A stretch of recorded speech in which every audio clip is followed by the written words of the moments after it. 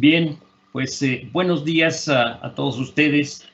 Muchas gracias por haberse conectado. Tenemos hoy la presentación del sexto foro virtual, El futuro de las universidades, primer foro, sobre los modelos de Estados Unidos y Francia, los modelos universitarios. Vamos a pedirle a nuestra directora de la Facultad de Contaduría y Administración, la doctora María del Carmen Hernández Silva, de unas palabras de bienvenida, por favor. Gracias, mi querido Enrique. Pues muy buenos días a todos. Saludo con gran aprecio al doctor Ramón Sánchez Piña, profesor investigador de la Escuela de Salud Pública de Tec-Chan de la Universidad de Harvard, al maestro Juan Manuel Medina Aguilar, profesor del ABC París, nuestro moderador, el maestro Enrique Lorán Martínez, profesor investigador de nuestra Casa de Estudios, y a toda la comunidad que esta mañana se ha dado cita en participar al sexto foro virtual de las universidades 1, los modelos de Estados Unidos de América y Francia. También saludo con aprecio a Vero, que ha estado también trabajando con nosotros. Gracias, Vero.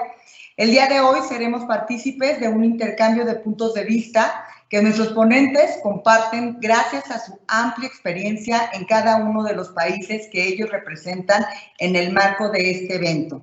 Estimados estudiantes, apreciables docentes e investigadores de nuestra universidad, actividades como esta representan una iniciativa que nos permite enriquecer nuestro actuar académico, que nos amplía el panorama sobre lo que estamos haciendo desde el ámbito de la docencia, pero sobre todo que nos ayude a identificar los retos que hemos de afrontar en un futuro no muy lejano.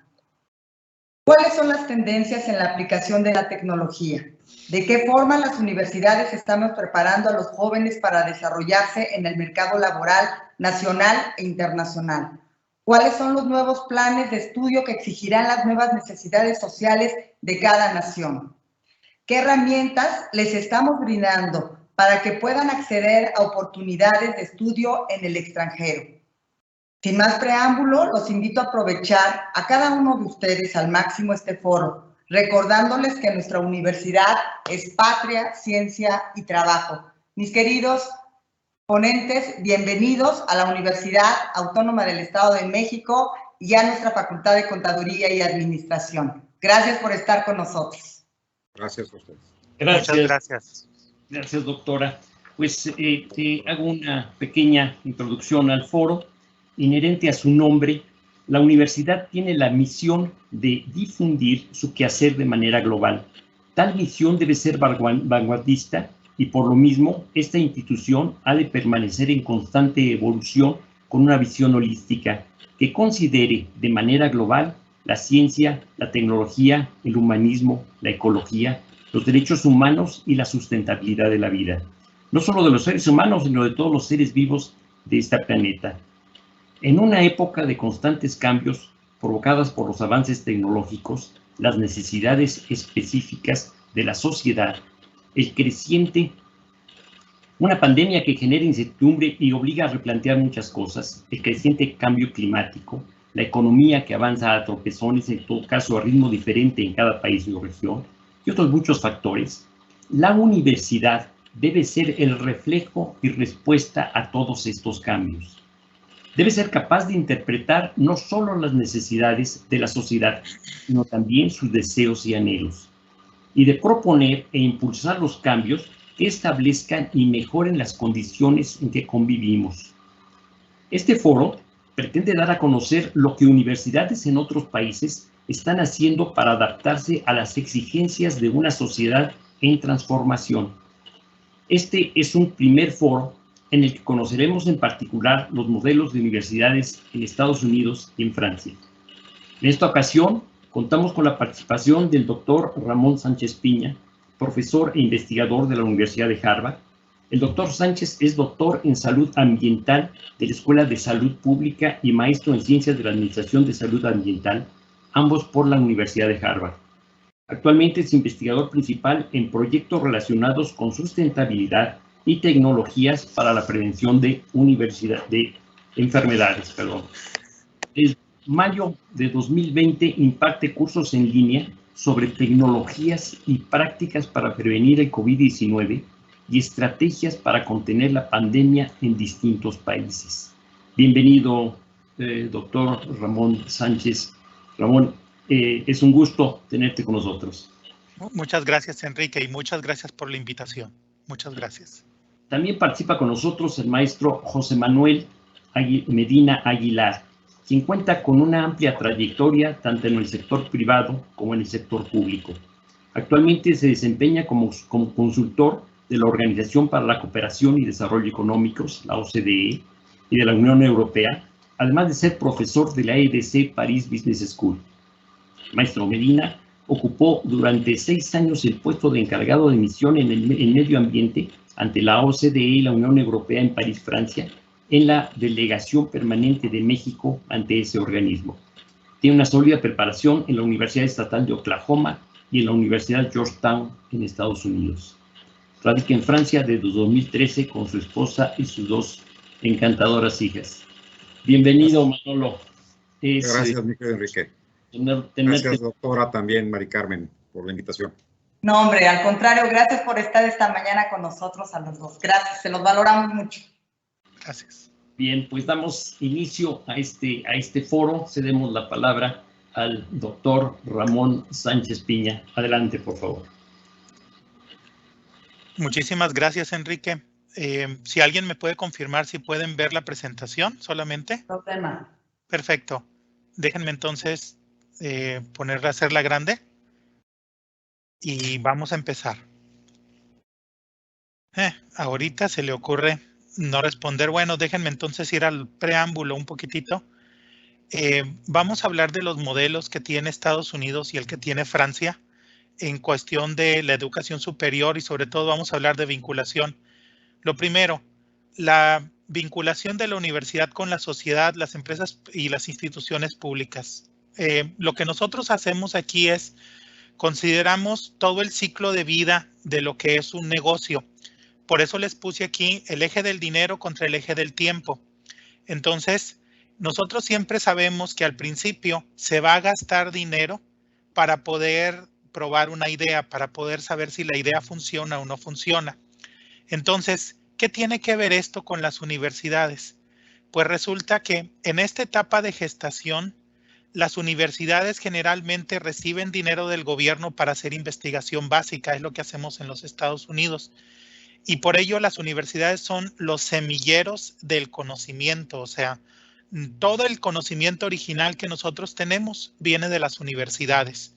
Todo el que produce nuevos negocios, todo el que produce nuevas tecnologías, todo el que produce nuevos sistemas sociales, etcétera, viene de las universidades de investigación básica. El papel que nosotros consideramos que tenemos como universidad es el desarrollo regional. Hagan de cuenta, nosotros, profesores e investigadores de instituciones de educación superior, sabemos la responsabilidad que tenemos de generar conocimiento original y por ello lo que tratamos de hacer es ver cuáles son los problemas tangibles que tiene la sociedad y con eso vamos a definir nuestras prioridades de investigación. Yo entiendo que mucha gente dice, es que tú puedes investigar lo que sea. Sí, pero no es lo mismo investigar por qué las ranas tienen manchas rojas cuando están de un lado del lago y que no tenga ninguna aplicación después, al decir, oiga, vamos a investigar cómo le hacemos para que el cuerpo pueda, o cómo le hacemos para curar la diabetes, vamos diciéndolo así, que es un problema serio. En México, el 25% de la población tiene diabetes o prediabetes y la mitad de ellos no lo sabe. Ese puede ser el detonante de enfermedades crónicas más grandes que va a tener el país, o sea, la República Mexicana, ya no voy a decir Estados Unidos. Y por eso mucha gente va a decir, yo me voy a enfocar al estudio de la diabetes. O yo me voy a enfocar al estudio de cómo mitigar el cambio climático o cómo adaptarnos a cambio climático. O cómo prevenir el cáncer o cómo curar el cáncer. Cosas así, o sea, así es como definimos nuestras prioridades de investigación. Pero para ello siempre vamos a la sociedad y les preguntamos cuáles son sus problemas. No en afán de ser consultores, sino en afán de saber qué problemas son dignos de resolver. ¿Ok? Y con esto determinamos nuestras prioridades a corto, mediano y largo plazo, nuestras prioridades de investigación. Un acercamiento saludable para la investigación es cuando nosotros detectamos una oportunidad, ¿ok? Con algún individuo, con la industria, con el gobierno o con una organización civil. Miren, por ejemplo, yo me dedico a temas de sustentabilidad y en este caso, esta pequeña compañía, se dedica a hacer drones para la agricultura. Ellos con los drones para la agricultura, sabiendo o caracterizando bien cómo está la producción de clorofila, por ejemplo, ellos pueden determinar dónde hay una plaga y utilizan un dron que solamente fumiga donde está la plaga y no en otro lado, y con eso se ahorra el 90% de los pesticidas. Nos ahorramos un 70% de fertilizantes, un 50% de agua y disminuimos aumentamos más bien la producción agrícola en un 25% incluso. Entonces, esto es un ejemplo de una oportunidad y por eso yo me acerqué a ellos y estábamos viendo cómo mejorar lo que tienen o cómo estimar los impactos ambientales y de salud de lo que ellos tienen. Bueno, nosotros algo que evitamos son las asociaciones económicas con empresas solamente para bajarle dinero al gobierno. ¿A qué me refiero? Tratamos de hacer compromisos a largo plazo para trabajar en áreas de interés común, aunque no tengamos ninguna convocatoria ni dinero de por medio. ¿Por qué hacemos esto? Porque de lo contrario, cada vez que hay una convocatoria de gobierno, los empresarios van a ir a la universidad solamente para eso. Entonces, no hay relaciones de largo plazo ni nada. Es más bien un investigador que tiene un problema digno de resolverse, busca a alguien en la sociedad que sea su aliado o aliada, hacen una colaboración constante aunque no haya dinero de por medio y si acaso ocurre una convocatoria en el futuro, entonces sí participan, pero ya tienen todo para participar. Tienen un compromiso más grande y eso ayuda mucho a evitar algunas complicaciones. Otra cosa que hacemos nosotros en el modelo de Estados Unidos es que fomentamos las donaciones dedicadas del sector productivo. Esto significa que, por ejemplo, una empresa puede donarle a una institución de educación superior y es 100% deducible de impuestos. Pero el secreto es que no tenga nada que ver con el modelo de negocios del donador. Vamos suponiendo la compañía Kellogg's, perdón por el gol, pero todo el mundo lo entiende más o menos, los que hacen cereales, van a donar al laboratorio de astrofísica de Harvard. No van a donar al departamento de nutrición porque así nadie va a poder decir que Kellogg's está dando dinero para que le hagan buena prensa con nutrición. Y por eso es astrofísica. ¿Qué obtiene Kellogg's? Probablemente su nombre dentro del laboratorio o centro de investigación y una deducción fiscal. Y ellos lo saben perfectamente.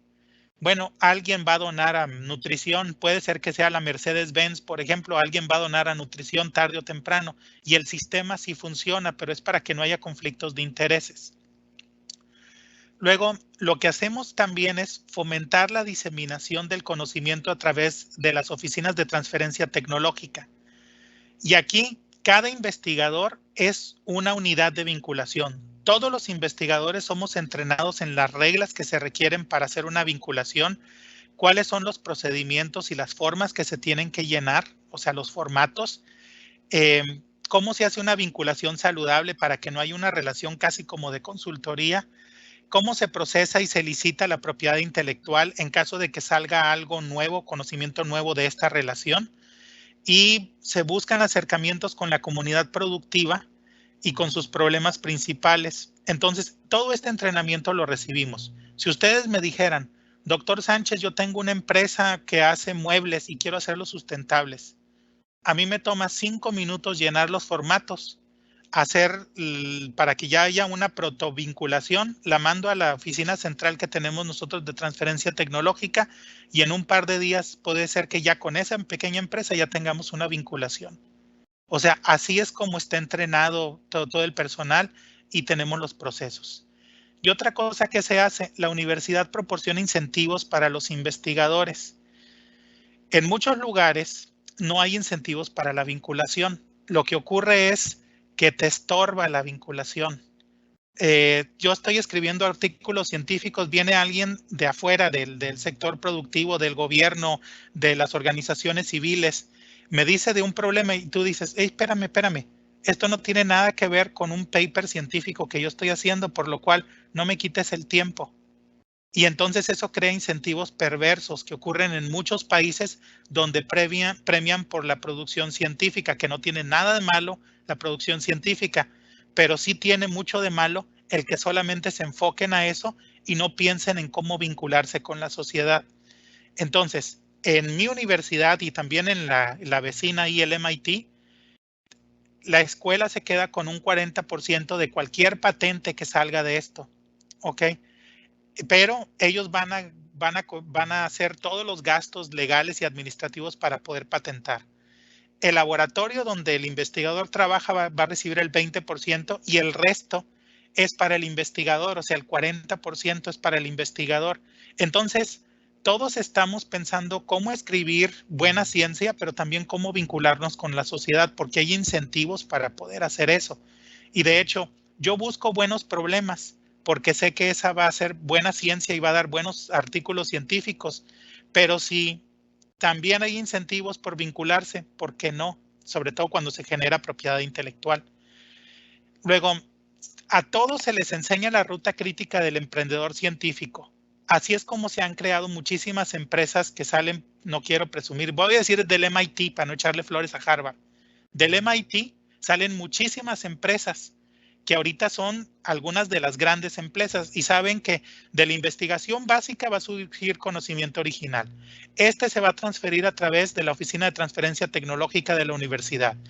En la universidad se van a hacer prototipos y todo eso porque hay lugares donde se hacen. Cuando se tiene una empresa o un concepto de negocios tecnológico acerca de eso se hace una presentación ante inversionistas de innovación o se transfiere la tecnología a una empresa grande y se cobran regalías, vamos diciéndolo, ¿no? Y pues hay todo un proceso de cómo llegar de conocimiento original desde que se les ocurre la idea hasta que están cotizando en bolsa de valores, que es miles de millones de dólares cuesta la nueva empresa. Les voy a poner un caso, Moderna. Moderna hace 11 años no era nada. Era la idea de un investigador que quería, de ahí de Harvard, que quería hacer un mensajero, usar el mensajero de ácido ribonucleico para curar la gripa. Ese era su objetivo nomás. Y miren lo que pasó. Después utilizó la misma tecnología, consiguió dinero de inversionistas ángel, inversionistas de capital de riesgo, aceleró su negocio y ahora eso nos ayudó a mitigar la pandemia, ¿no?, que estamos teniendo. A ver, el modelo de oferta académica en Estados Unidos es que nosotros visitamos constantemente a los sectores productivos del gobierno y culturales. También entendemos cuáles son sus actividades principales y les pedimos a los egresados que nos den información. Oye, ¿qué aprendiste y qué no aprendiste y qué te gustaría haber aprendido? Y se los cambiamos por un patch, hagan de cuenta, como lo que no aprendiste te lo vamos a enseñar de gratis, pero dinos qué es lo que no aprendiste que ahorita necesitas. Eso es bien importante, porque nos están dando retroalimentación constante. Nos dicen qué conocimientos y qué habilidades se requieren para cada profesión constantemente. Entonces, nosotros para cada carrera o para cada grupo o programa académico tenemos un comité consultivo. Estos se reúnen cada 6 meses y lo que hacen es, tenemos académicos, profesionistas y autoridades educativas que revisan cómo va el progreso de la oferta académica, qué tanto cumple las necesidades de la sociedad y qué se necesita para mejorarse. Y eso se hace cada 6 meses. Se introducen nuevas materias constantemente, pero son como estudios independientes, hagan de cuenta, para la gente que ya se va a graduar, y con eso les damos la información que necesitan para poder estar afuera. Les puse este ejemplo porque yo antes era director de vinculación, que no se dijo, pero porque no lo puse yo en mi biografía, pero también era subdirector del programa de sustentabilidad aquí en Harvard.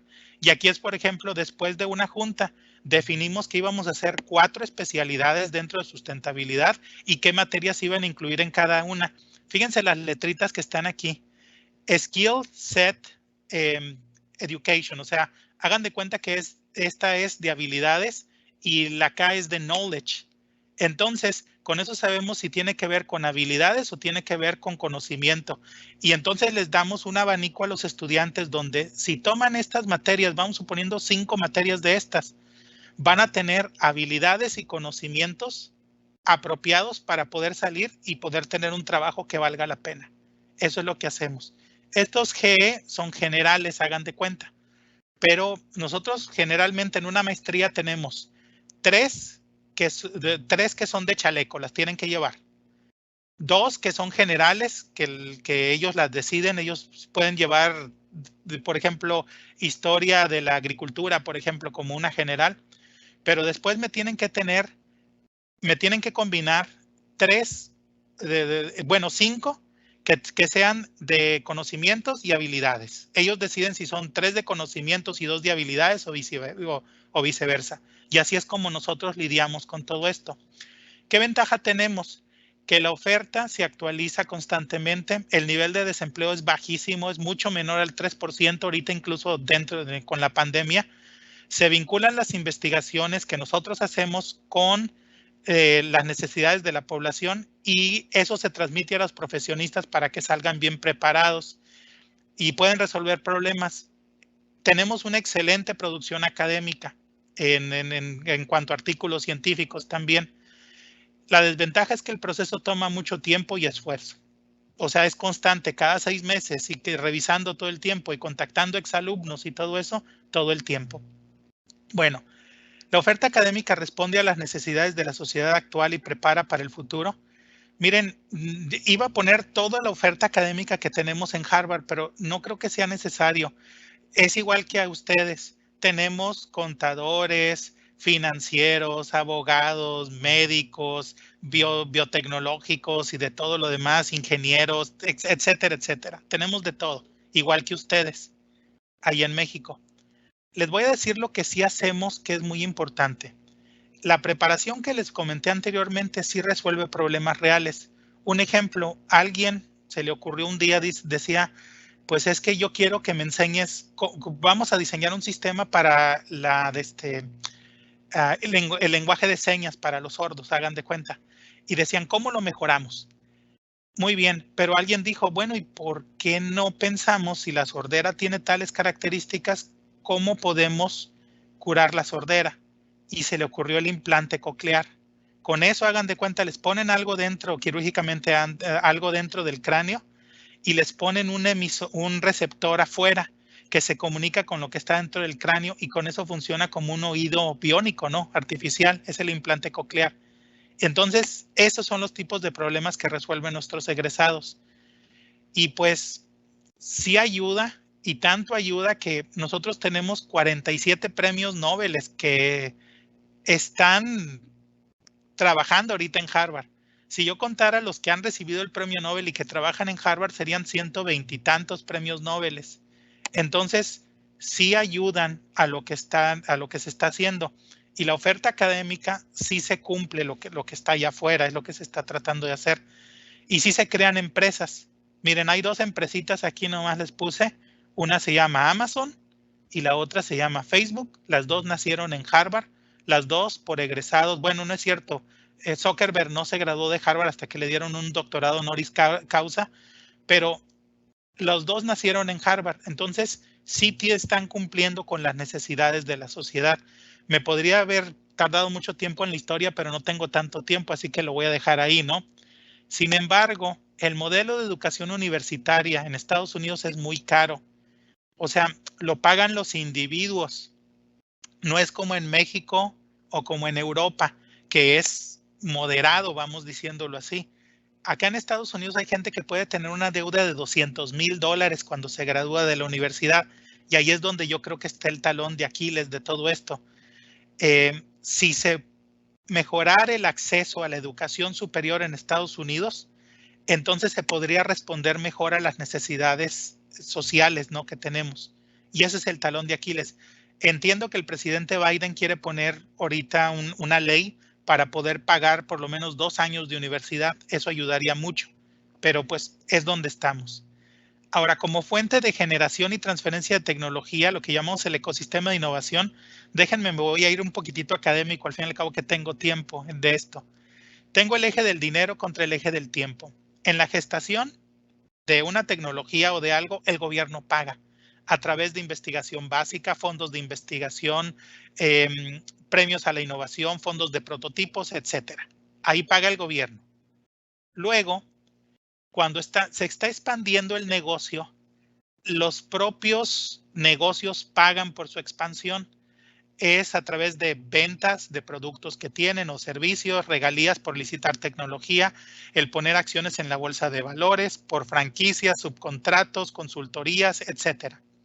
Sin embargo, no sé si se fijaron que me fui de gestación a expansión, pero en medio está una etapa que nosotros le llamamos el Valle de la Muerte.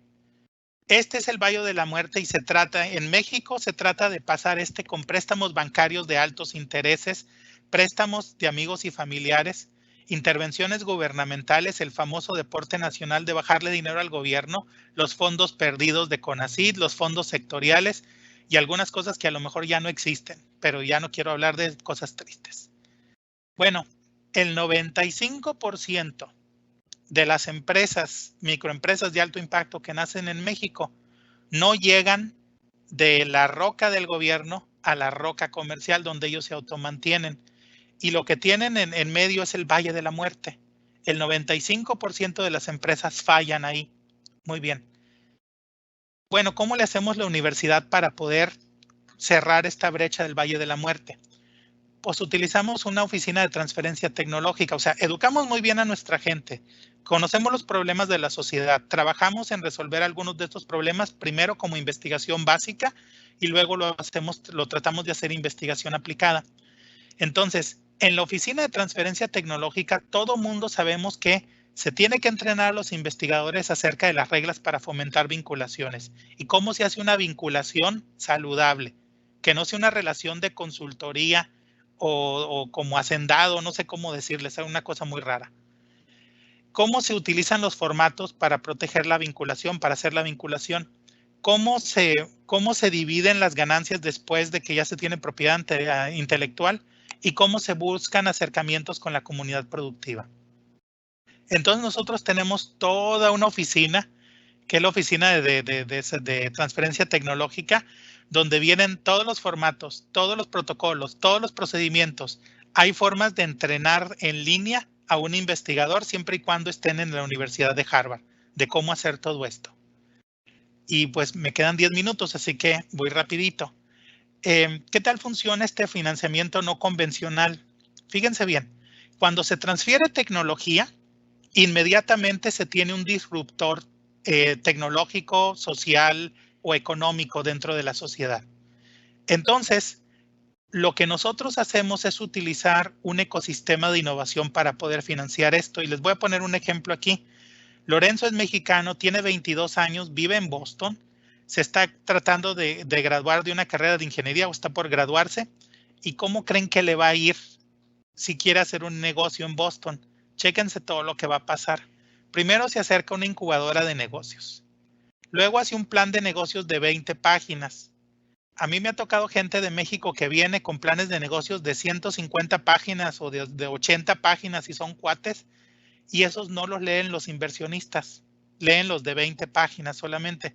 También me han llegado algunos que llegan con un link Canvas, que es una sola página, y piensan que con eso les van a dar cita con un inversionista. Ni tanto que queme al santo, ni tanto que no lo alumbre. Más o menos como 20 páginas, y hay un formato específico para eso. Luego, solicita dinero al gobierno para demostrar su producto. Eso es igualito que en México. ¿Ok? Luego gana concursos, gana el concurso estatal, nacional, internacional, si tú quieren, y se regresan a mostrar su producto en una exhibición, vamos diciendo, feria científica o lo que sea. Yo a esto le llamo el día de la foto, porque es cuando todas las autoridades académicas, todos los políticos, toda la gente viene a tomarse fotos con el invento, ¿ok? Pero generalmente en México, de aquí en adelante, todo se le pone muy difícil al emprendedor. Se saludan, se toman la foto, ya está, y ahora sí, que te vaya bien, porque ya no hay apoyos. Y después viene toda una letanía de cómo apoyar esto, pero eso no voy a hablar de eso, voy a hablar de Estados Unidos. Después del día de la foto, la gente de la incubadora y del gobierno le presentan inversionistas de innovación, en este caso a Lorenzo, que es la persona que tengo en el caso. Lorenzo consigue $200,000 de un inversionista ángel a cambio de 5% de las acciones de su empresa. O sea, fue una venta preferencial de acciones por $200,000, que fue el 5% de la empresa de Lorenzo. Si Lorenzo no tenía empresa aquí en Estados Unidos, en un día o en menos de 48 horas la puede formar aquí en Massachusetts. Incluso puede salir gratis si la incorpora dentro de Massachusetts, porque así va a pagar impuestos aquí. Incluso los del gobierno le hacen todo el paquete fiscal y todo el paquete legal para que ya nomás llegue con su ángel y le dé, aquí está tu 5% de la empresa y viene el cheque. Un inversionista ángel es alguien que se registró, hagan de cuenta, ante el gobierno para decir, yo le voy a proporcionar o voy a hacer compras preferenciales de acciones de emprendedores, de emprendedores de impacto. Y para eso, ¿por qué se tienen que registrar? Porque tiene que ser gente que más o menos tenga dinero. Tienen que tener un ingreso por lo menos de $200,000 al año o más para ser inversionistas ángeles. ¿Por qué no menos? Porque si no, pierdes dinero y puede ser un boquete muy fuerte para ti. Si no, pues no pasa nada. Bueno, a un inversionista ángel, si pierde el dinero, no pasa nada. Esa pérdida que tuvo con el emprendedor la puede declarar fiscalmente para pagar menos impuestos, como pérdida pues fiscal, y paga menos impuestos. Entonces, no perdió el dinero, dejó de ganar lo que le pudiera haber dado el banco, hagan de cuenta. Muy bien. A ver, Lorenzo con este dinero opera un año y luego mejora su prototipo, consigue algunos clientes y usa todo esto para poder presentar ante inversionistas de capital de riesgo. Los inversionistas de capital de riesgo le dan a Lorenzo $3 millones a cambio del 25% de las acciones de su empresa. Ya teniendo $3 millones más el poquito que tenía antes, ya es algo, ¿no? Entonces Lorenzo utiliza este dinero para hacer crecer su negocio poquito a poquito. Por eso ustedes ven en las noticias que muchas veces Twitter, por ejemplo, no dio ganancias las primeras 2 años y medio de su existencia, pero luego entró fuerte. Es precisamente con este dinero de inversionistas de capital de riesgo que lo pudieron lograr. Bueno, ya cuando el negocio está maduro, generalmente los inversionistas tratan de ejecutar la estrategia de salida. ¿Qué significa esto? Se pone el negocio en bolsa de valores, como le ocurrió a Moderna, por ejemplo, y así aumenta la capitalización de la empresa, y ahí es donde consiguen dinero los inversionistas. O lo venden, por ejemplo, en el caso de Lorenzo, él sí vendió su empresa a una empresa más grande, y ahorita van a ver por cuánto y todo lo demás. O se transfiere con una deuda convertible y un proceso medio raro ahí, con una fundación, si el proyecto es muy noble, sobre todo en cuestiones de sustentabilidad. Pero hay formas de ejecutar una estrategia de salida y que los inversionistas consigan dinero y el emprendedor también. Entonces ahora el salto en el Valle de la Muerte se ve así. Como ya tenemos inversionistas ángeles, inversionistas de capital de riesgo, crowdfunding, colaboraciones con universidades, por eso la universidad es parte fundamental del ecosistema de innovación. Entonces ahora la mortandad es del 20%, no del 95%. Y entonces así es como se logran muchísimas empresas pequeñas de alto impacto que dan mucho trabajo en la comunidad, que generan muchos empleos. Y así es como se ve el ecosistema de innovación en Boston. Tenemos robótica. Ahí si quieren divertirse, busquen Boston Dynamics y van a ver a los robots bailando y todo eso. Robótica, farmacéutica, dispositivos médicos, que en eso somos el número 1 en el planeta. Energías renovables, tecnologías de todo tipo. ¿Sabían que en Boston se inventó el radar, se inventó el teléfono, se inventaron muchísimas cosas, los trasplantes, muchísimas cosas se inventaron aquí y también tenemos aplicaciones para el teléfono, ¿no? Y pues ya que ejecuta la estrategia de salida, Lorenzo vende su empresa por $60 millones. De aquí, Lorenzo era 20% propietario, porque acuérdense que tenía cofundadores, no nomás era de Lorenzo la empresa.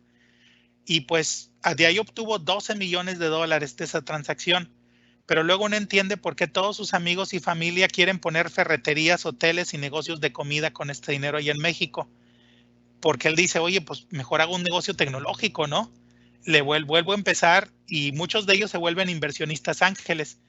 El caso de Lorenzo es real. Lorenzo, a la edad de 28 años, ya tenía 12 millones de dólares propios y sí se convirtió en inversionista ángel. Y aquí me voy a quedar porque ya vienen vamos a hablar de conclusiones. Y pues muchísimas gracias. Gracias. Déjenme, voy a dejar de compartir. Gracias. Gracias, Ramón. La verdad es que es una exposición extraordinariamente interesante. Quiero nada más mencionar que Ramón cuenta con 15 registros de invención y 5 patentes en Estados Unidos y Europa, que es parte de este acervo que ha ido acumulando. Y simplemente decirles que conocí a Ramón hace unos 10 años en Boston y hay toda una historia detrás de eso que no viene al caso a comentar, pero por la cual le estamos muy agradecidos. Muchas gracias. A tus órdenes. Enseguida pasaremos la voz a Manolo Medina. Manolo, que también conocí hace un par de años, yo creo, no más, sí, en París a través de un amigo común, y que la verdad pues ha sido un extraordinario expositor en algunos de los foros que hemos tenido. Adelante, Manolo, por favor. Muchas gracias, Enrique. Muchas gracias, Ramón. Qué interesante tu presentación, sobre todo porque, curiosamente, yo no tenía el gusto de conocer a Ramón vía virtual o de ninguna otra manera. Y entonces, cuando yo preparé mi presentación, me llama mucho la atención que la gran ventaja es que yo estaba en mi presentación, y ahorita la van a ver, precisamente le voy a dar un poco como de continuidad a lo que está platicando o que acaba de exponer Ramón. Entonces, voy a poner la presentación esperando que todo funcione correctamente y empiezo a explicar. Ok, como decía Vero, hay que poner la presentación en modo pantalla completa para que ustedes la puedan ver mejor. Es lo que estoy haciendo en estos momentos. Y espero que se escuche bien. Muy bien. A diferencia un poco de como expuso Ramón su presentación, yo voy a plantear, me puse a pensar mucho, Enrique, en cómo podría ser interesante para los estudiantes y el público en general que nos está viendo, presentar los temas o las preguntas que tú nos preparaste. Y lo que yo pensé es simplemente exponer 3 aspectos que creo que pudieran ser interesantes para todo el público que nos está viendo y compartirles mi experiencia y punto de vista sobre los sistemas de Francia, México y Estados Unidos, las necesidades de la sociedad y la oferta educativa y académica y las necesidades de los estudiantes mexicanos. Ok, primero, antes que nada, hablar de los sistemas de Francia, México y Estados Unidos. Empiezo con Estados Unidos. Y bueno, como decía yo creo que es una excelente continuidad de lo que acaba de exponer con mucho detalle Ramón, porque lo que yo veo es que efectivamente, como muy atinadamente lo expuso Ramón, el sistema de Estados Unidos es un sistema capitalista. Y así como es el caso de Harvard, de Princeton, de Georgetown, de Stanford, etcétera, la gran generación de dinero de las universidades grandes, las privadas, las más conocidas en Estados Unidos, es a través precisamente de las patentes. Y nuevamente aquí Ramón expuso de manera muy concreta y muy específica que efectivamente esa es la gran cantidad de dinero que se genera. O sea, es cierto que muchas de las universidades americanas son muy caras, pero ahorita voy a explicar también otros aspectos sobre las colegiaturas. Sin embargo, los grandes montos de dinero que tienen las universidades en realidad no vienen de las colegiaturas, particularmente de aquellas grandes universidades como el caso de Harvard, sino provienen precisamente de las patentes, de esa vinculación que tienen directamente con la sociedad y las empresas y las necesidades de la sociedad y las empresas. Por eso se tiene tantas especializaciones y las necesidades actuales efectivamente se están cubriendo y se está también atendiendo a la innovación y a las tendencias tecnológicas que requiere la sociedad. ¿Okay? Por otro lado, existe también otro tipo de universidades, por decirlo de alguna manera, en Estados Unidos, que son las famosas universidades estatales o el State University. Y el State University, ellos sí, a pesar de que también tienen mucha investigación, allí sí existe un mayor balance entre los ingresos que ellos obtienen por parte de las especializaciones, los patentes, etcétera, y las colegiaturas, porque son estas grandes universidades las que atienden a la población en general de ese estado. Entonces está la universidad a la que yo fui, por ejemplo, que fue Oklahoma State University, que es una universidad en el sur. Oklahoma se encuentra entre Texas y Kansas, pero todas las universidades que ustedes ven que tenga State es una universidad pública estatal. Entonces, ahí, por ejemplo, les voy a dar un ejemplo rápido. Las colegiaturas están divididas en tres formatos. Una, las tarifas para los estudiantes estatales, naturalmente, es como si habláramos de la UMX, que es una universidad estatal, y las tarifas para los residentes de ese estado son más bajas, por decirlo así. Después están las tarifas para los estudiantes que vienen de otros estados, pero que van a estudiar a esa universidad porque es buena, porque les gusta, porque tienen algún programa particularmente importante. Y entonces son un poco más caras porque les cobran unos sobrecargos por no ser residentes de ese estado. Y después está la tarifa de los estudiantes extranjeros, como fue mi caso, en donde obviamente hay un sobrecargo adicional en ese caso, en la tarifa. Les platico de una manera muy breve mi caso porque todos los estudiantes que me están escuchando nacieron mucho después de que yo fui a la universidad, pero algunos de mis colegas, como el caso de Enrique, comprenderán esto. Cuando yo salgo de la preparatoria en la Prepa 4, la Ignacio Ramírez, allí en Toluca, resulta que hubo una huelga muy grande, se la llamó el año perdido en la Universidad Autónoma, y entonces empecé a buscar opciones junto con mis padres, y se abría una primera universidad privada en México, en Toluca, que era la Universidad del Valle de Toluca, estaba la Isidro Fabela, y entonces no eran buenas opciones porque íbamos a ser conejillos de indias. Pero entonces fuimos a buscar opciones, por ejemplo, en las universidades más conocidas en México, como la Anáhuac. El TEC de Monterrey empezaba a tener esa expansión hacia otros estados, la Salle, las Américas, etcétera. Y les voy a decir la verdad es que nos dimos cuenta que eran carísimas. Las universidades privadas en México son carísimas, pero las universidades estatales en Estados Unidos no son tan caras.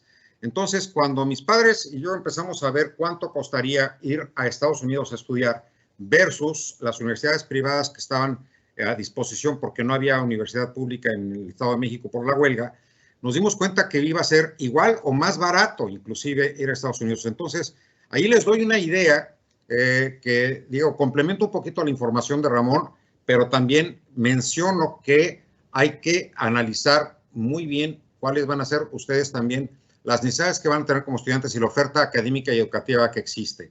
Para esto, al final quiero comentar algo sobre este aspecto de internacionalización. Entonces, en Estados Unidos efectivamente hay universidades estatales con especializaciones regionales y tecnológicas. En el sur hay una gran cantidad de especialización para las necesidades que ellos tienen en el sur, por ejemplo, agricultura, veterinaria, etcétera. Pero si estamos hablando, por ejemplo, de las zonas tecnológicas fuertes, como el caso del Valle del Silicón, naturalmente, universidades como Stanford van a tener grandes especializaciones para todo lo que es el aspecto digital, tecnológico, etcétera, como también lo son, por ejemplo, las universidades del norte de Estados Unidos, como Oregon, donde está Microsoft, etcétera. Entonces, hay una amplísima oferta pública con las universidades estatales y privada con estas grandes universidades, como el caso de Harvard. En el caso de Francia, el sistema es más socialista, no es capitalista. O sea, sí somos capitalistas, obviamente, pero es mucho más socialista. Y todas las instituciones aquí en Francia están vinculadas directamente con los tres principios o valores fundamentales de la República Francesa, que ustedes lo han de haber escuchado. Liberté, égalité, fraternité. Voy a hacer un cuestionamiento. Tanto a ustedes en México como a Ramón en Estados Unidos. ¿Podrían ustedes señalar ¿cuáles son las instituciones públicas que están ligadas a los principios o valores de México o de Estados Unidos? Es más, ¿podrían ustedes señalar cuáles son los valores de México o los valores de Estados Unidos? En Estados Unidos siempre están con el freedom for all, ¿no? Ok, ¿cuáles son las instituciones que están ligadas a ese concepto? En México, ¿cuáles son esos valores? Bueno, aquí, estos tres valores, todas las instituciones están vinculadas a estos tres valores. Les voy a dar varios ejemplos. Liberté. Se está refiriendo a ese proceso de la revolución en Francia, en el cual el individuo pasaba de ser un sujeto de la monarquía a un ciudadano de la república. En ese momento obtiene derechos. Entonces, todos los que estamos aquí en Francia tenemos lo que sería la tarjeta del INE, ¿no? Nuestro título de cédula de ciudadano, digámoslo así. Ese título, que es el título de séjour, el título de ciudadano, tiene vinculadas todas las organizaciones que nos van a ayudar. Entonces, con esa credencial, yo tengo acceso a una cantidad de instituciones que me van a ayudar a mí como ciudadano de Francia. Por eso tanta gente que viene sobre todo los países que fueron colonizados por Francia, tienen mucho interés de venir aquí porque esa fortaleza social que existe es precisamente para el ciudadano francés. ¿Ok? Es un aspecto muy socialista, pero un socialismo que funciona perfectamente. Egalité. Egalité significa igualdad, pero igualdad significa, por ejemplo, que todo el mundo tiene que pagar impuestos. Ese es el concepto. Entonces, el concepto de que todo el mundo es igual y por tanto todo el mundo tiene que pagar impuestos implica que lo que sería en México el SAT, que aquí es Finanzas Públicas, nos va a generar todos los sistemas para que nosotros paguemos impuestos. ¿Ok? Esa es una de las muchas instituciones que están vinculadas al concepto. Y fraternité. Fraternité quiere decir fraternidad. Es decir, que existe más hermandad entre los ciudadanos. Las instituciones, por ejemplo, o los apoyos institucionales que existen sobre el concepto de fraternité es, por ejemplo, las ayudas sociales. Los estudiantes aquí en Francia tienen acceso al pago de sus colegiaturas a través de los sistemas que existen bajo la modalidad de fraternité. Entonces, estos tres conceptos o estos tres principios de la República Francesa no son nada más por decir, sí, liberté, égalité, fraternité, y no somos tan discriminantes, o somos muy fraternos, o somos muy iguales. No, no, no, no. Por ejemplo, un concepto también de igualdad, los derechos de la mujer, los derechos humanos, etcétera, etcétera. Todo esto, hay instituciones para estos tres principios. Por lo tanto, los apoyos del Estado son fuertísimos. Entonces, aquí les voy a dar un ejemplo personal. De pronto me enfermo, me voy al hospital, salgo del hospital y no pagué un quinto. Nada, cero. ¿Por qué? Porque estaba pagado bajo mi seguro social que yo tengo por ser residente francés, pero adicional, como en mi trabajo me dan también un apoyo adicional y tengo lo que se llama mutual, que es el seguro complementario a mi seguro social, se paga completamente. Entonces, si yo me enfermo aquí, yo no tengo problemas de pagar mis gastos médicos. Y lo mismo sucede con otros aspectos que tienen que ver con vivienda, que tienen que ver, por ejemplo, con situaciones económicas. Cuando tuvimos la pandemia, muchas empresas solicitaron al gobierno el apoyo, etcétera, etcétera. ¿Okay? Todo esto tiene también unas ramificaciones que benefician al sistema académico y al sistema educativo. ¿Okay? Sin embargo, algo que es muy patente aquí en este sistema social o socialista en Francia es que la oferta académica y la oferta educativa, ojo, son dos cosas complementarias, pero sí tienen sus diferencias. es extremadamente especializada. En Francia, perdón, en Estados Unidos y en México, nosotros estamos mucho más acostumbrados al concepto de la grande escuela, la grande universidad con sus diferentes facultades. Ramón viene de explicar efectivamente que en Harvard es una gigantesca universidad y existen todo lo que ustedes pueden estudiar, lo mismo contador, lo mismo arquitecto, abogado, ingeniero, esto, lo otro, de muchas ramas, etcétera, en las diferentes facultades que existen en la universidad. En México es la misma cosa. En México la UAMX, así como la UAM, la UNAM, tienen sus facultades, como en este momento estamos hablando con la Facultad de Contaduría y Administración. Aquí en Francia y en varios sistemas europeos, aquí es distinto, es hiper complicado, es muy extenso, es para mí muy raro, francamente, pero es muy distinto y es muy interesante, porque aquí existe una gran cantidad de especializaciones que ahorita voy a explicar y por lo tanto, en vez de que exista el concepto de la gran universidad con muchas facultades, existe varios conceptos que ahorita los voy a explicar y existe el sistema de escuelas, que son también instituciones universitarias o instituciones de educación superior, pero especializadas. ¿Okay? Otro aspecto importante que voy a explicar es que hay una temprana introducción al sistema productivo. Desde la preparatoria, aquí empiezan a vincular a los jóvenes con las empresas y tienen que hacer prácticas profesionales. Empiezan con 15 días, después en lo que esté en el bachillerato les ofrecen un poco más de tiempo, entran a la universidad y empiezan a hacer prácticas productivas. Después está lo que se llama, práctica productiva es lo que le llaman el stage. Y después existe la que es la práctica productiva, pero es alternance, que significa que ya estás trabajando y estudiando al mismo tiempo. Pero inclusive les dan apoyos para hacer eso. Es decir, las universidades apoyan, como la universidad donde yo estoy, ¿ok? Apoyan a los estudiantes para que estén 3 semanas trabajando y 1 semana completa de clases todo el día, ¿ok? Eso se llama alternance. Entonces, esto los orienta a introducirse al sistema productivo inmediatamente, ¿ok? Hay 2 aspectos que yo creo que vale la pena recalcar. El sistema académico y educativo de Francia es muy, muy competitivo, pero también es muy clásico. Yo creo que a comparación del caso de Estados Unidos, Estados Unidos va mucho más a la innovación tecnológica, ¿ok?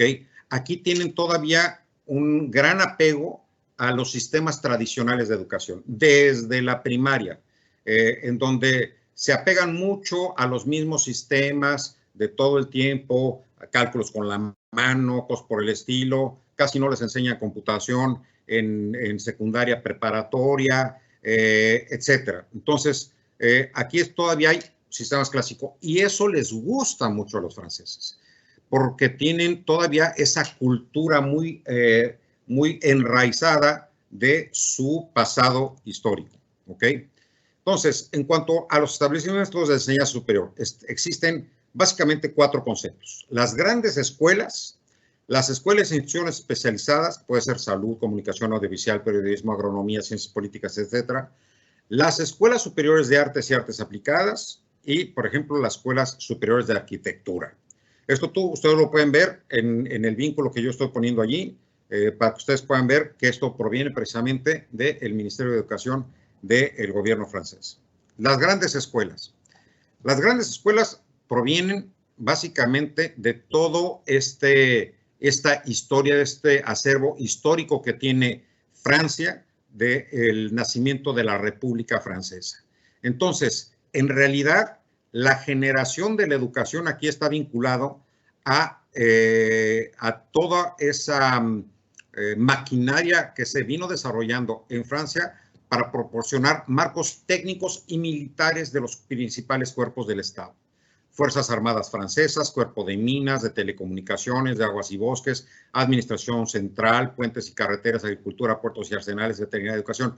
Es decir, para poder ser muy potentes como, digamos, o poderosos como potencia mundial, sobre todo con tanta, digámoslo así, con tanta competitividad o tanto competencia que tenía con todos los países vecinos de Europa, tenían que fortalecer sus conocimientos para darle mayor poder a su armada, a su naval, a todo el desarrollo territorial, etcétera. Entonces, si se dan cuenta, todo ese gran conocimiento que existe en Francia tecnológico proviene de esa historia, de esa historia de guerras, de esa historia de revoluciones, etcétera, y que ahora sigue estando patente todo el tiempo. Posteriormente se van desarrollando ya escuelas superiores que se reorganizan, ¿ok? Y se generan esta convención de grandes escuelas, les grandes écoles, y que las plazas para poder entrar son de concurso público, ¿ok? Entonces empiezan a generar el Politécnico, los de puentes, las de minas, ingeniería marítima, escuelas normales de educación superior, agricultura, veterinaria, etcétera. Y después ya en el siglo XIX empiezan, con el desarrollo de la revolución industrial, se empiezan a introducir también escuelas más tecnológicas, digamos así, artes y oficios, Telecom Paritec, o escuelas privadas como la Escuela Especial de Obras Públicas, de Edificación e Industria, que es muy interesante porque son escuelas realmente de ingeniería, pero de obra pública. Entonces, son muy especializados. Y la dificultad que existe en acceder a estas escuelas es que son muy competitivos, entonces, y no son muchas. Entonces, para entrar a una gran escuela, es como si dijéramos nosotros que entrar a una gran escuela aquí es entrar a una gran escuela conocida en Estados Unidos como Harvard, Princeton, Georgetown, Stanford, etcétera.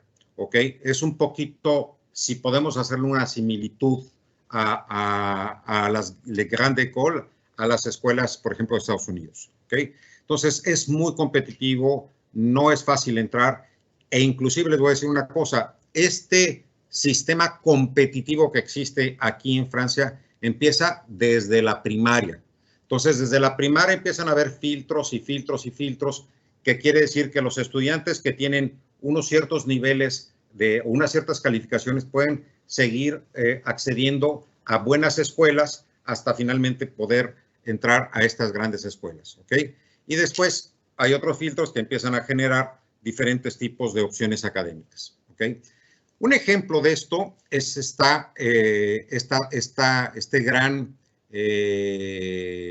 digamos, este gran sitio tecnológico que existe aquí en París, que se llama el Plateau de Saclay. El Plateau de Saclay es literalmente un recinto enorme tecnológico. Es como si estuviéramos hablando del Valle del Silicón en California, ¿ok? Aquí se encuentran universidades como Telecom París, Danone, Electricidad de Francia, el Comisariado de Energía Atómica, etcétera. Todas estas son en realidad empresas, son grandes conglomerados privados, pero adentro de todos estos grandes conglomerados privados existen las universidades que están adentro de estas empresas. Es decir, todas estas empresas tienen, digamos, centros de investigación académica en sus instalaciones. Entonces, hay una gran cantidad de estudiantes que están haciendo ahí doctorados para realizar diversos tipos de desarrollos tecnológicos sobre las diferentes áreas de acción de todos estos conglomerados. A gran diferencia del caso de Estados Unidos que explicaba Ramón, en donde efectivamente las patentes están vinculadas a los sistemas productivos, a las industrias, etcétera, pero que existe esta especie de zona gris en donde yo soy de Kellogg's, pero no voy a aportar dinero a la escuela de nutrición, la voy a aportar a la escuela de energía atómica. Aquí sí, aquí definitivamente, directamente, si vas tú a hacer tu doctorado conmigo en Danone, es porque vas a hacer algo que está vinculado con tus conocimientos técnicos y con las áreas de especialización que yo estoy desarrollando, porque yo te estoy proveyendo con todas las herramientas y todos los apoyos para que tú puedas desarrollarte como profesionista. ¿Cuál es la gran diferencia? La gran diferencia es que estos doctores que salen de aquí, por ejemplo, vamos a pensar que yo soy un doctor o quiero hacer mi doctorado en nutrición y voy a Danone y me aceptan y hago mi doctorado en nutrición. Cuando termino mi doctorado, Danone no me contrata. Yo termino mi doctorado y terminé mi carrera o mis estudios y a buscar trabajo. Y es muy difícil, en serio, es muy difícil que contraten a todos los doctores que salen de todas estas instituciones. Muy, muy difícil. Si los contratan es porque se sacaron un garbanzo de la libra. Pero si no, pues ya tienen su doctorado y se van a buscar trabajo en todas las partes del mundo. ¿Okay? Entonces, es muy interesante porque en realidad no hay un vínculo académico que les permita a ellos continuar. No es una universidad como tal, como el caso de Harvard, en donde pueden hacer investigación y pueden continuar haciendo investigaciones y después tienen sus patentes y después inclusive pueden acceder a este sistema que nos explicaba Ramón, que puede ser realmente atractivo, donde 40% es para el inversionista, el 20% para la universidad, el 40% para mí como investigador, etc. No, es muy diferente y por lo tanto es un poco más socialista, ¿ok? Ahora está, lo siguiente es las escuelas e instituciones especializadas. Nada más les voy a dar un ejemplo de hay una cantidad gigantesca de enormes de escuelas e instituciones especializadas. Donde yo estoy es una universidad precisamente de este tipo, son escuelas especializadas, son universidades digámoslo así, de nivel superior, pero en realidad no son la Universidad de la Sorbona, Facultad de Ingeniería, ¿sí? O Facultad de Administración, no, es la EDC Paris Business School, ¿ok? Y es muy especializada. Voy a darles un ejemplo del tipo de especializaciones que existen en todas estas escuelas. Por ejemplo, está PPA Sport, la Grand Business School du Sport en Alternance. Quiere decir, es una de las varias escuelas que existen para aquellos que quieren estudiar la administración del deporte. La administración del deporte es enorme. O sea, hay cantidad de empresas que están vinculadas con el deporte. Y estamos hablando desde trabajar en una empresa como Nike hasta trabajar, por ejemplo, para los Juegos Olímpicos de 2024. Ustedes pueden ver ahí en el primer recuadro que estoy mostrando aquí, esta persona es la que fundó una escuela de deportes y es uno de los más reconocidos medallistas olímpicos de judo, y ahí está poniendo París 24, ¿no? París 2024 School Sports, ¿no? Después está otra escuela, por ejemplo, la Gran Escuela de Marketing y Management de lujo. O sea, está hablando de todas estas empresas que están orientadas a los productos de lujo, ¿no? Louis Vuitton, etcétera, etcétera, etcétera, que mucha gente podrá conocer, ¿ok?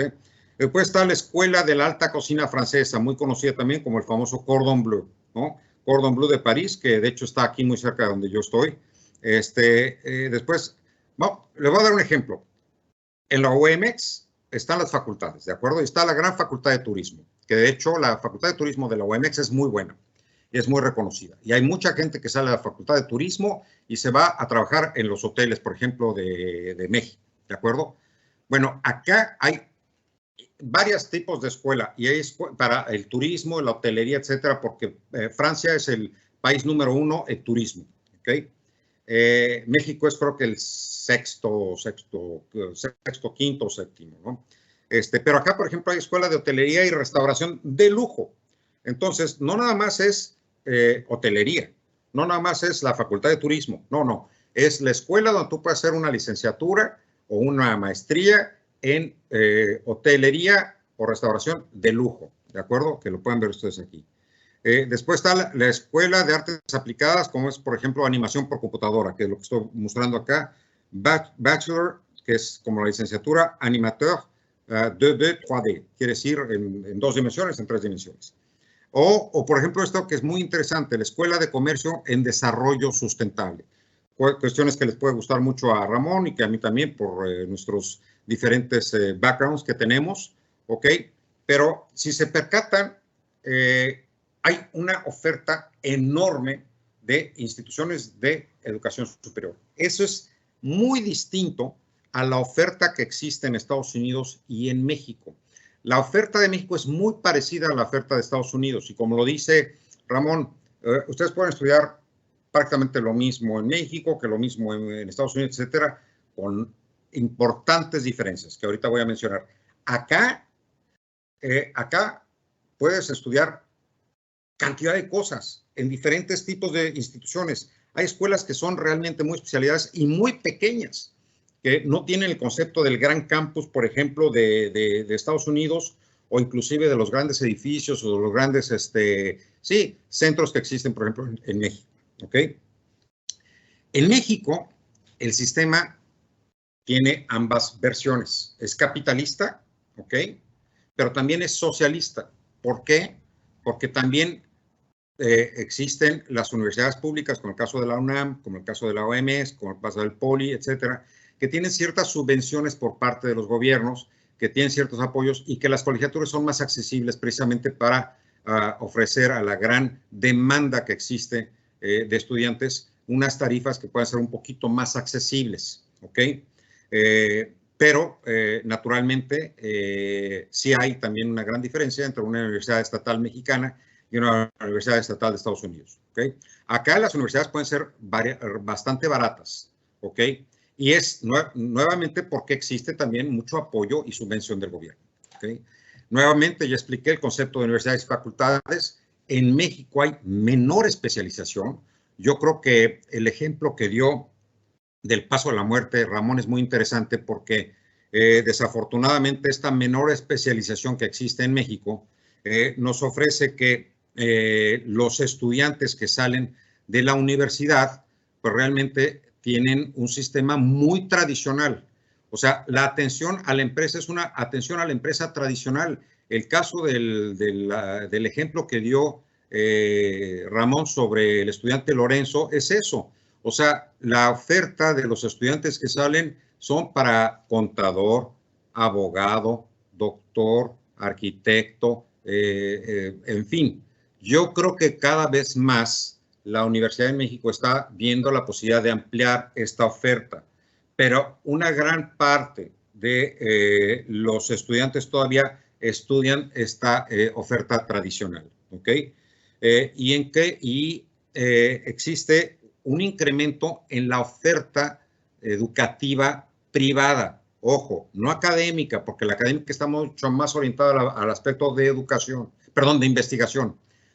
El aspecto educativo está más orientado a generar profesionistas, por decirlo así. Pero este incremento en la oferta privada, es decir, cada vez hay más universidades privadas en México, que son realmente negocios, es todavía también muy clásico. O sea, ofrecen lo mismo que te ofrecen en el UAMX, ¿ok? El contador también aquí, el contador también acá. El licenciado de empresa aquí, el licenciado de empresa acá, ¿ok? Muy clásico, no tienen esa gran especialización que se requiere y que cada vez se requiere más en México por toda la cantidad de empresas que han llegado a nuestro país. Se requiere incrementar la competitividad de nuestro sector académico y nuestro sector educativo vis-a-vis las necesidades de las empresas y de la sociedad mexicana, ¿ok? Y voy a eso. ¿Cuáles son las necesidades de la sociedad y la oferta educativa académica? En Francia, nuevamente, se fortalecen muchísimo las especializaciones.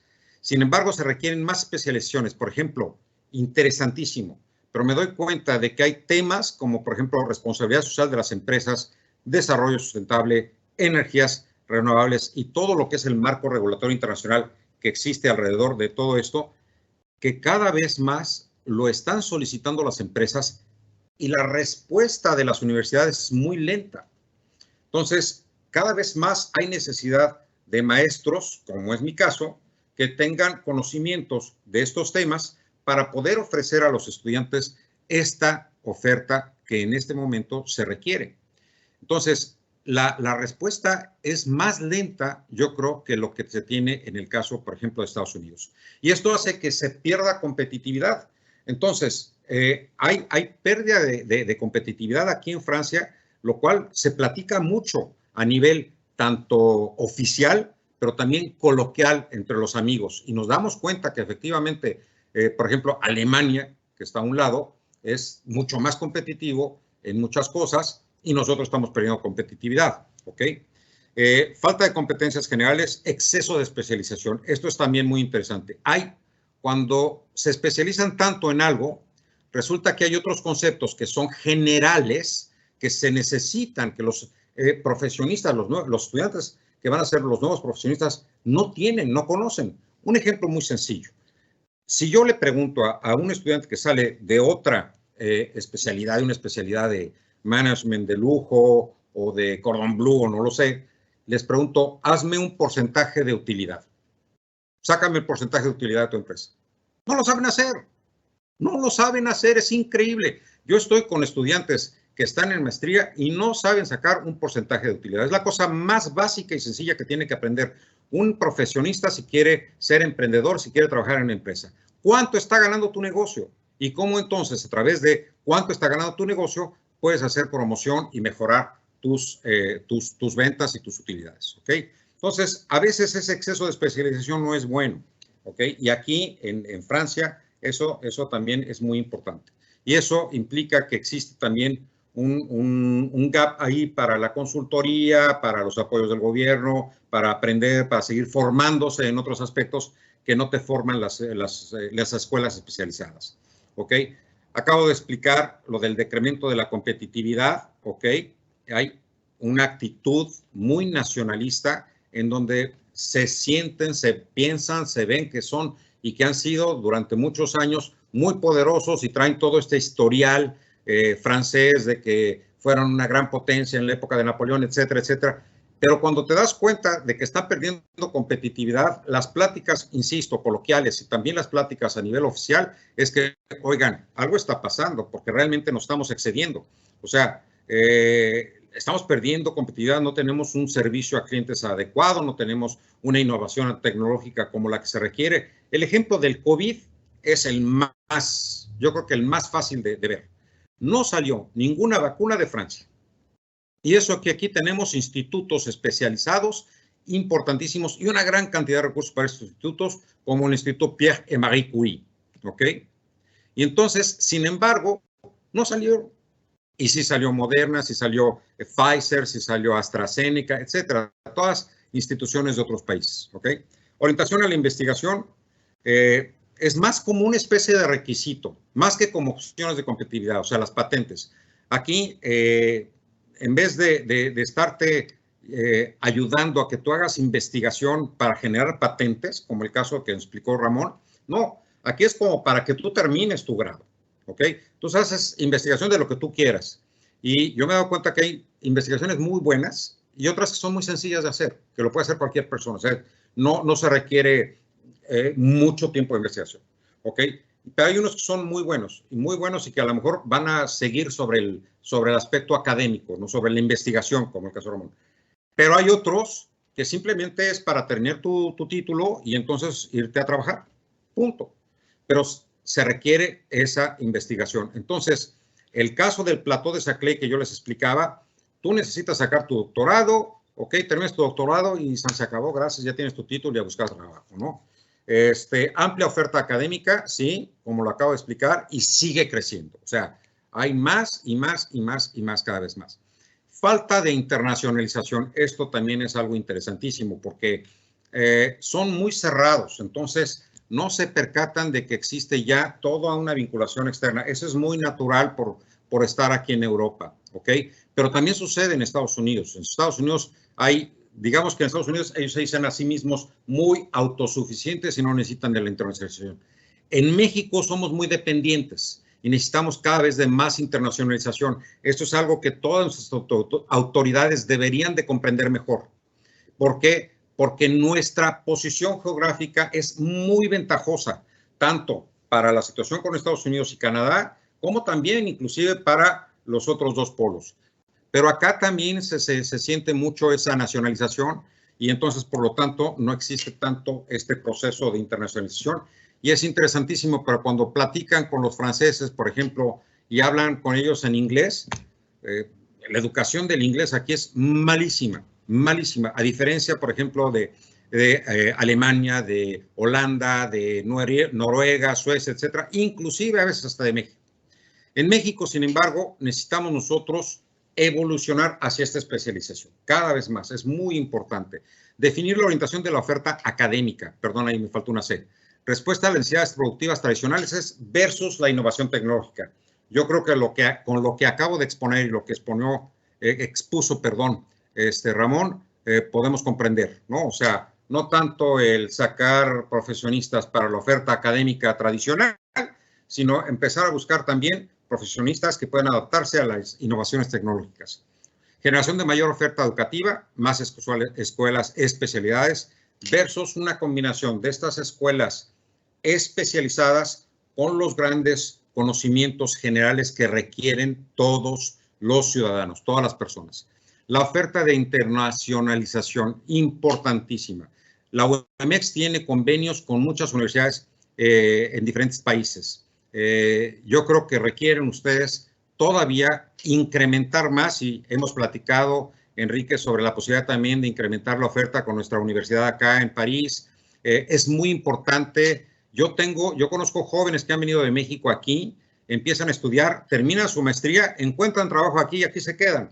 Y no le estoy diciendo del joven que tiene los medios y los recursos y proviene de una familia con dinero. No, le estoy hablando de jóvenes que empezaron a encontrar una beca que estaba en uno de los papelitos que se ponen ahí en el pizarrón, vio la oferta, vio que era una beca, aplicó, la obtuvo, se vino para acá, estuvo trabajando conmigo y ahora, y lo platicamos la vez pasada en una de mis intervenciones, y ahora él está trabajando aquí en París y le está yendo muy bien, ¿ok? Entonces, oferta de internacionalización, competitividad nacional, indiscutiblemente digitalización, desarrollo sustentable, nichos productivos regionales. Por ejemplo, en Querétaro se tiene una oferta interesante del Politécnico para todo el nicho de aeronáutica, ¿ok? ¿Cuál es el nicho de nosotros ahí en el Estado de México o en Toluca? Sabemos que es toda la parte así medio de Detroit, automóviles, etcétera.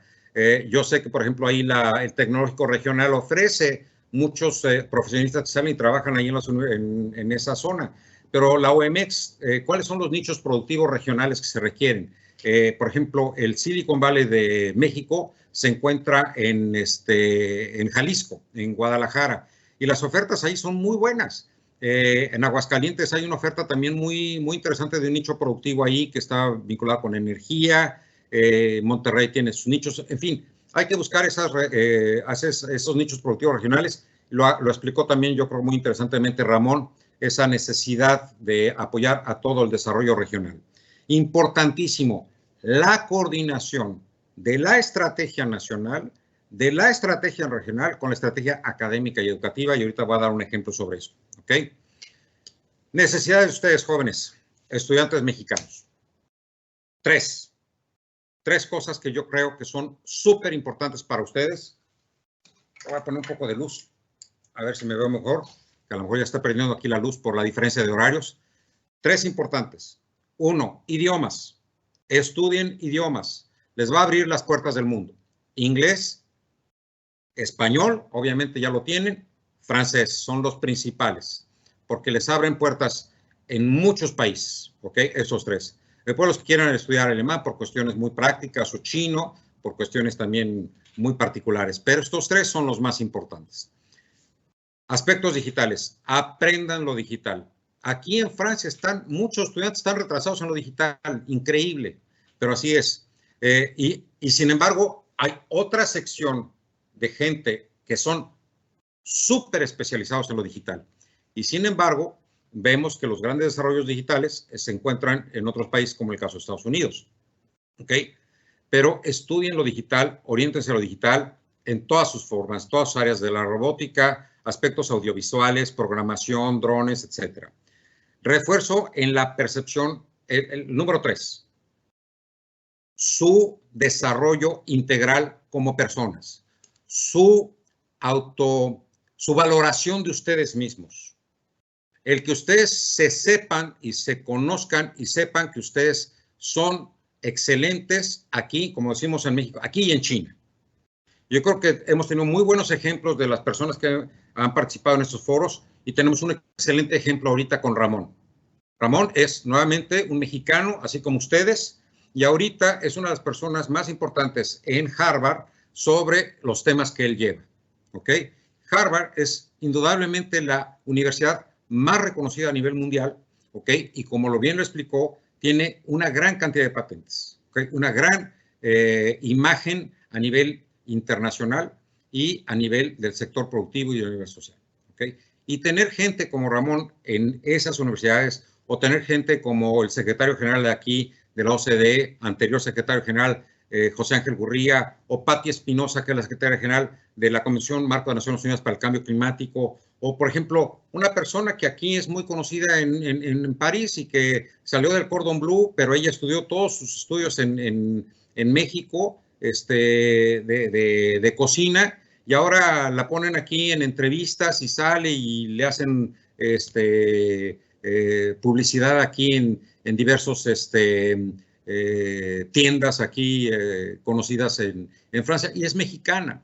Y así como esto, cantidad de ejemplos. Entonces, lo que estoy diciendo es que tienen ustedes que reforzar su percepción frente al mundo.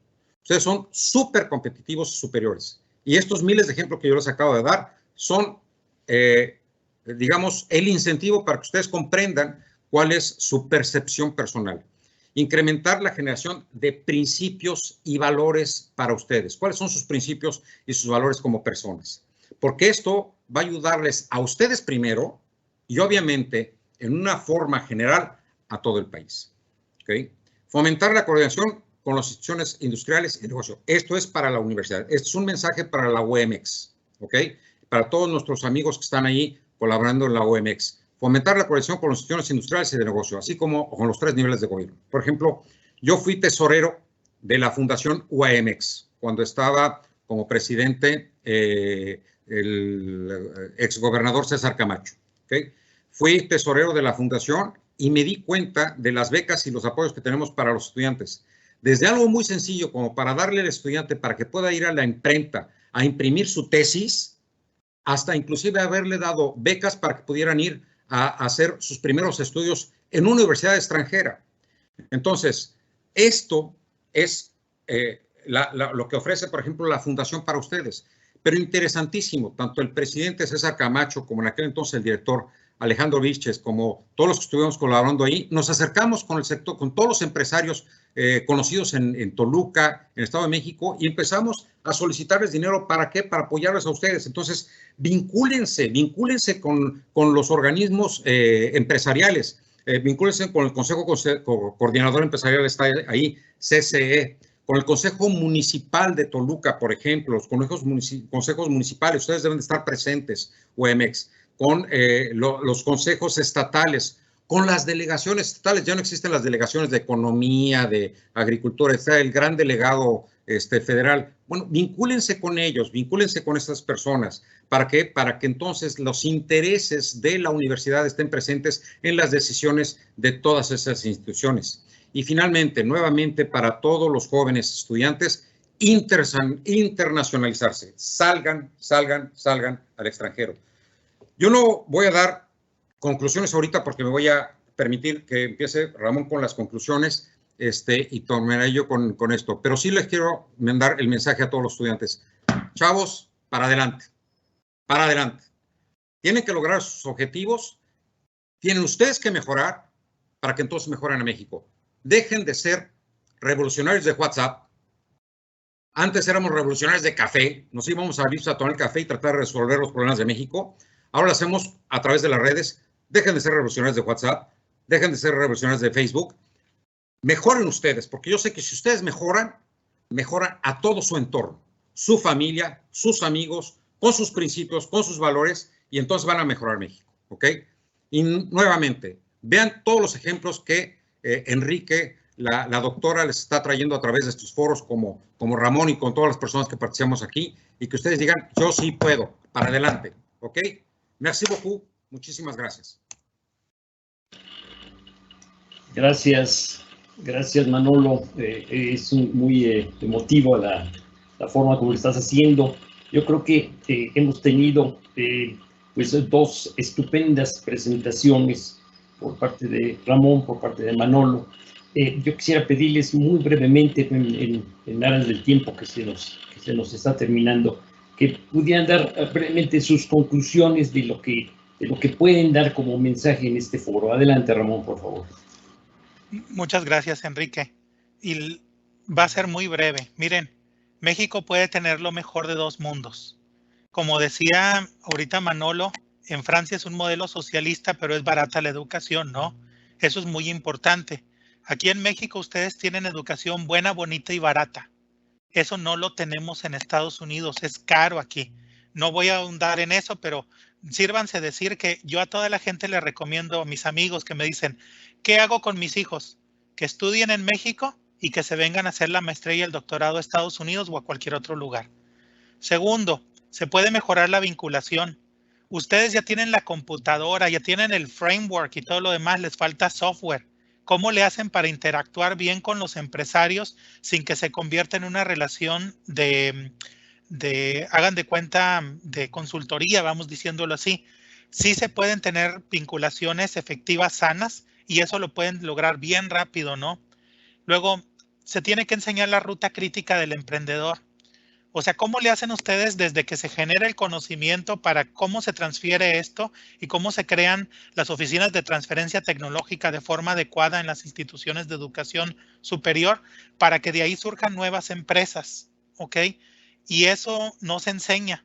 A mí no me lo enseñaron. Yo estudié en México y a mí no me lo enseñaron. Yo lo vine a aprender aquí, pero eso sería muy importante. Y con eso también aprenden a hacer planes de negocios en formato internacional, aprenden a lidiar con los inversionistas, cómo les presentan algo y todo eso. Y luego de lo que decía ahorita Manuelo, internacionalización es fundamental. Yo quiero que utilicen la internacionalización para que puedan ustedes conseguir dinero para sus empresas en cualquier lugar del mundo y luego se regresen a México y utilicen ese dinero para beneficio del país. En México se puede tener lo mejor de dos mundos, nomás tenemos que trabajar en ello. Si les interesa, por favor, contáctenme y con mucho gusto aquí estoy para apoyar. Muchas gracias. Gracias, Ramón. Muy interesantes y muy pertinentes tus conclusiones, sobre todo seguramente muy provechosas en lo sucesivo. Adelante, Manolo, por favor. Yo creo que el final de mi presentación resumí mucho lo que quería decirles a todos los estudiantes. Yo creo que hay dos mensajes, uno para los estudiantes, otro para todos los amigos y colaboradores de la OMX. Efectivamente, como dice Ramón, la oferta educativa en México es muy buena. Yo creo que se requiere fortalecer más la oferta académica, la oferta de la investigación y de la especialización. Eso es básico, eso es importantísimo para ser más competitivos. Yo creo que Ramón lo explicó perfectamente. Entonces, yo creo que para la OMX hay una gran labor para poder especializarse más y ofrecer una mayor oferta académica. Pero la oferta educativa de México es buena, es bastante buena. Es tan buena que tenemos los casos que yo acabo de explicar y que acabo de ejemplificar de gente que sale al extranjero y es altamente competitiva. ¿Ok? Yo, por ejemplo, cuando salí de la prepa y me fui a Estados Unidos, sorprendentemente lo que estaba yo estudiando en el primer semestre, ya lo había yo visto en la preparatoria 4.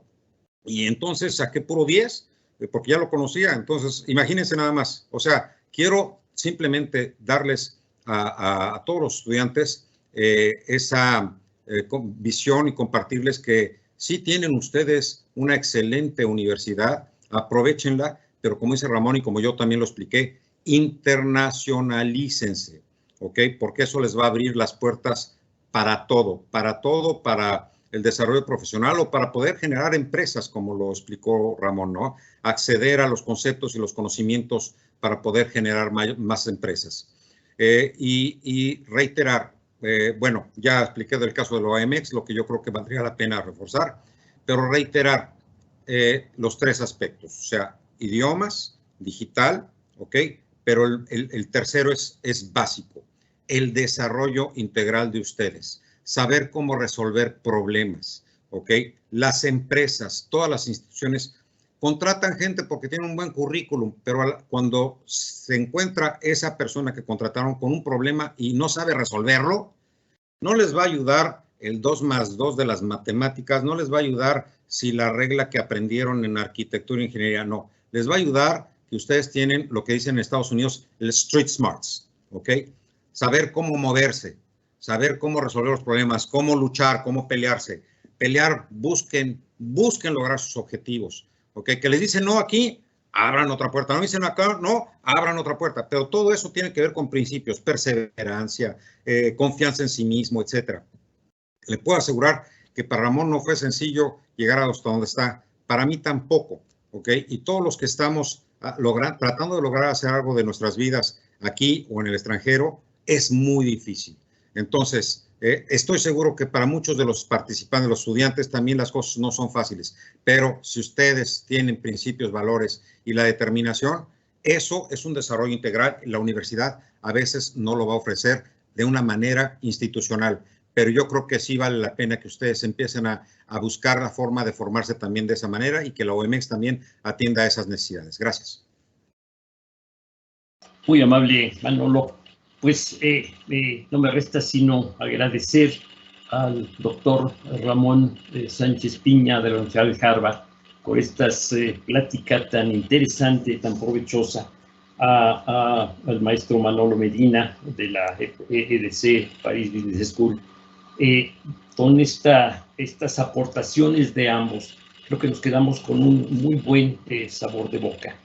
Yo creo que esto da para mucho más. Espero que en algún futuro próximo nos acepten un segundo foro, porque hay muchas otras cosas que valdría la pena profundizar, llevar a cabo, analizar y desde luego tratar de implementar en nuestra universidad. Gracias a Mari Carmen, que nos ha apoyado en todas estas pláticas y que pues en lo sucesivo espero que sean provechosas para todos, para los estudiantes, para los profesores, para las autoridades de nuestra universidad. Pues muchas gracias a todos los asistentes que nos acompañaron. Es grato el poder compartir con ustedes y esperemos que desde luego estos foros sirvan para mejorar sus sus anhelos de vida, sus anhelos profesionales y que esto desde luego los motive para ser cada día mejores. Muchas gracias a todos ustedes y pues los estaremos invitando a un séptimo foro en algunos días más. Muy amables. Hasta luego. Gracias. Hasta luego. Muchísimas gracias. Gracias. Igualmente un gusto. Nos vemos. Hasta luego.